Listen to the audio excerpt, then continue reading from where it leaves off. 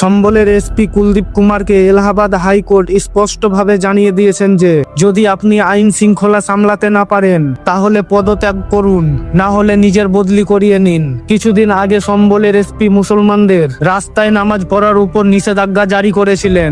এমনকি তিনি এও বলেছিলেন যদি কাউকে রাস্তায় নামাজ পড়তে দেখা যায় তবে তাকে তুলে নিয়ে গিয়ে জেলে ভরে দেওয়া হবে। কিন্তু এখন এই মামলাতে সম্বলের এসপি সাহেবকে আদালত কড়া ভাষায় তিরস্কার করেছে।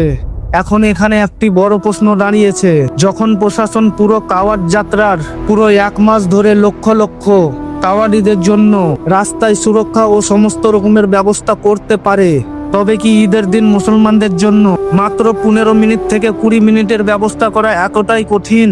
পুলিশ এবং প্রশাসনের কাজ কোনো একটি নির্দিষ্ট ধর্মের সেবা করা নয়, তাদের কাজ হলো আইন শৃঙ্খলা বজায় রাখা এবং প্রতিটি নাগরিককে সমান অধিকার দেওয়া। কারণ এই দেশ যতটা হিন্দুদের ততটা মুসলমানের। যাই হোক, আদালত এখন নিজের অবস্থান পরিষ্কার করে দিয়েছেন।